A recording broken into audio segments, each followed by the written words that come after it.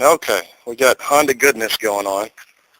What we're doing today is making some valve adjustments on two cars simultaneously. We got a 98 Honda Accord and VTEC, and we got a 97 Honda Accord non-VTEC.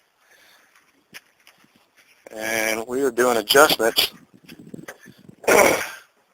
on the valves of each of these cars here. So what we've done so far is we've loosened 5 10 millimeter bolts on this cover here, which is for the 98 Honda Accord.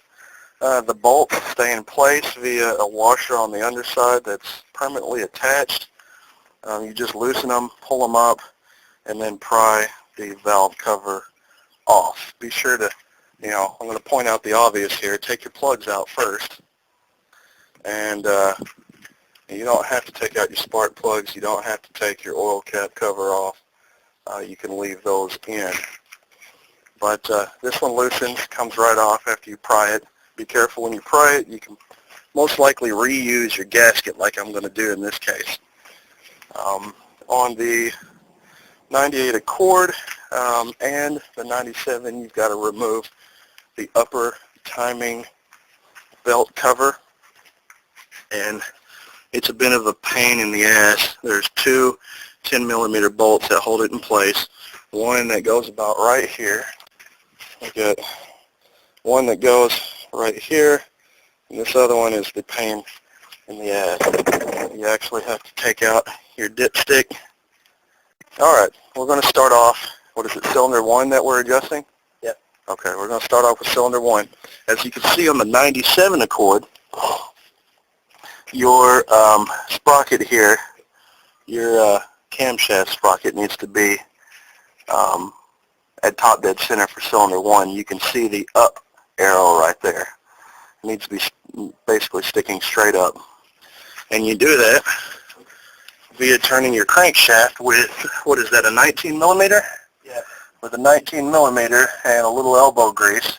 Turn it counterclockwise. Very important. Do not turn it clockwise. Turn it counterclockwise.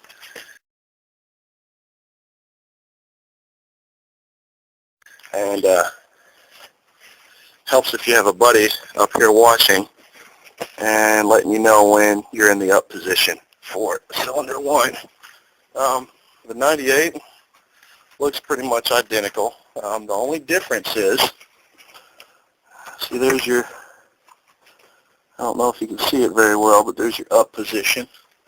And on the block, you got a little notch right there that you can match it with. As you can see, there's a little arrow on the back side of the cam pulley. Okay, so we'll go ahead and get started.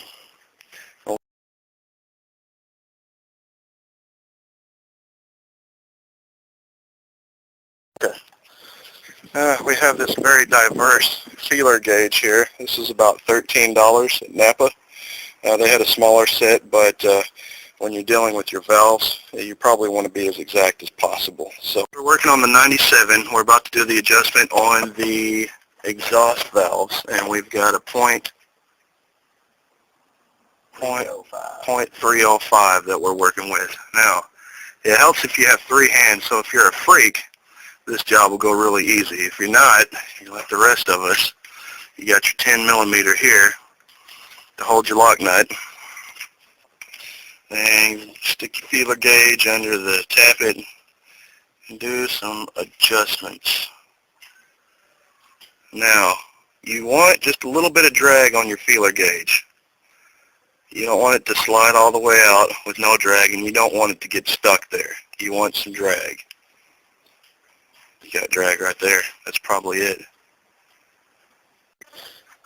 Alright, we made the adjustment on the intake valves on cylinder 1.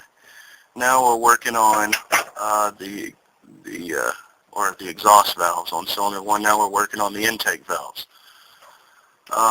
It's a bit of a tighter spot to get to no matter what car or what Honda you're working on because it's toward the back, but we're making the adjustment here.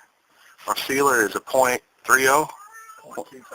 .254 on the intake. All right, we're making the finishing touches on cylinder 1 on the intake valve.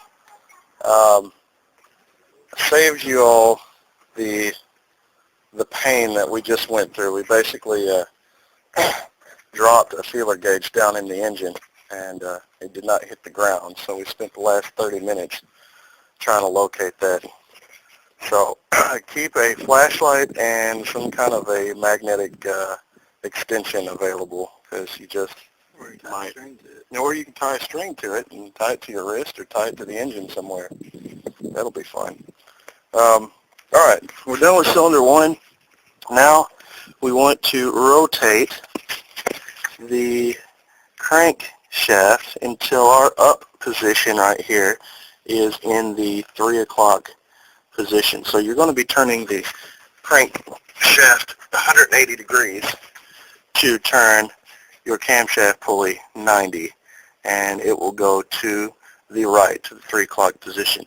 So do that, and then start the process all over again. Use the same feeler gauges that you did for the exhaust and for the intake, and then we will come back and do cylinder number 3.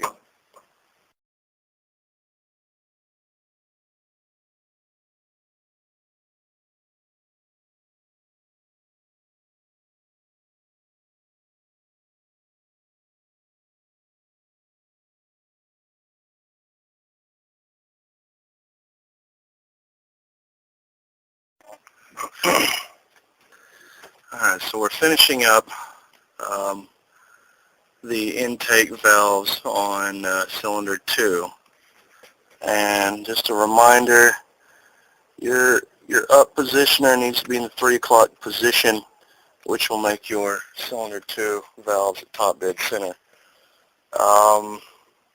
Next we're going to be working on 4, which we're going to rotate the crankshaft to allow the up position to be in the 6 o'clock position on the crank pulley. And then after that, we want it, after we finish up those valves, those exhaust and intake valves, we want to turn the crankshaft again until the up position on the cam pulley is in the 9 o'clock position, and that's when we service the cylinder 3 valves. All right, we finished servicing the 97 Accord over here to the 98. There's really no difference. You use the same measurements in your feeler gauges, and you use the same exact procedures of adjusting your valves. So, so now we're going to put them back together, and be sure to put your timing cover on first, as your valve cover is going to go over the lip to hold it down. You got the two 10-millimeter screws, which are absolute hell to put back in. So if you want to put one in, that might be okay. And put your valve cover back on. Seat everything down, screw everything down, not too tight.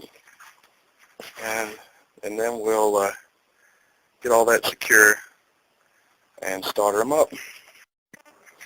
All right, we're going to start up the 97 Accord. Let's see how she sounds.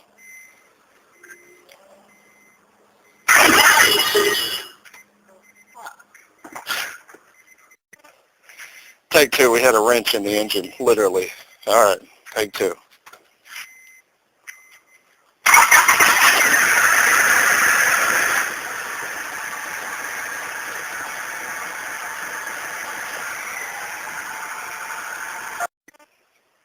Okay, so we just got the valve job done on this car, and we'll see if it helps out. Ready for a ride? Yeah.